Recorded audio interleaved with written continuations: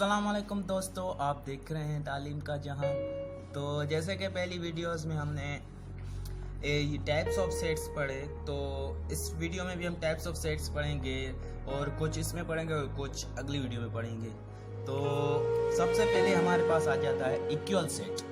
Equal set अपने नाम से बता देता है कि इक्वल सेट कौन से होंगे, लेकिन इसमें एक दो शर्त भी हैं, वो भी हम देख लेते हैं। इक्वल सेट दरअसल ऐसे होते हैं जैसे कि हमारे पास ए सेट है, इसमें हमारे पास 2 1 3 4 5। जैसे कि पहली वीडियो में हमने इंट्रोडक्शन ऑफ सेट्स पढ़ा, उसमें मैंने आपको बताया था कि सेट में वर्ड्स आगे पीछे हों वो मैटर नहीं करता। अब बी सेट कैसे है, बी सेट देख ले पहले। बी सेट में हमारे पास एलिमेंट है 1 2 3 4 एंड 5। अब इक्वल सेट कैसे है कि इसमें एलिमेंट्स एक जितने हैं, जैसे कि 1 इसमें भी है, 2 इसमें भी है, भले आगे पीछे हो, मैंने पहले ही बताया। 2 3 इसमें भी है, 4 5। ये क्या है, ये इक्वल सेट है क्योंकि ये बराबर सेट है, क्योंकि इसमें जो एलिमेंट्स है वो एक जितने हैं और ये इक्वल भी हैं। अगर यहाँ पे ए या बी सी डी कुछ भी आ जाता वो इक्वल सेट नहीं होता। वो अगली जो है सेट में बताऊंगा मैं कि वो कौन सा सेट होता है जिसमें ए बी और दूसरे सेट में 1 2 या 3 4 कुछ भी आए। वो जो होंगे वो हम अगली टाइप्स ऑफ सेट में पढ़ेंगे। इसमें आपको समझ आ गया होगा, इक्वल सेट वो होते हैं जो एक जितने हों, एक जितने एलिमेंट्स हो, उसी को हम कह सकते हैं कि ये इक्वल सेट है।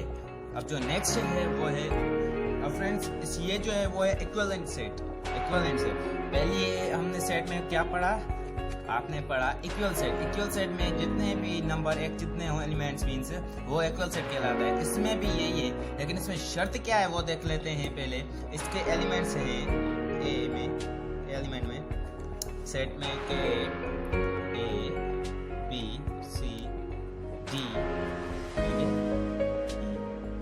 और बी सेट में कौन कौन से 1 2 3 4 एंड 5।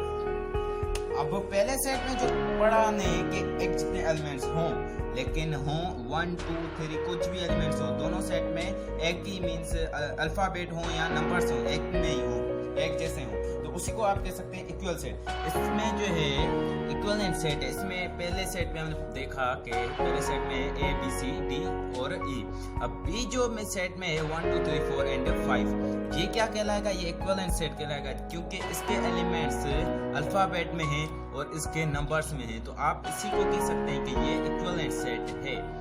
अब नेक्स्ट जो है वो देख लेते हैं दोस्तों। अब इस वीडियो में इतना ही, अगली वीडियो में हम पढ़ेंगे subset, proper subset and improper subset. तो दोस्तों इस वीडियो में इतना ही, और अगली वीडियो में 3 टॉपिक्स 3 टाइप्स और पढ़ेंगे।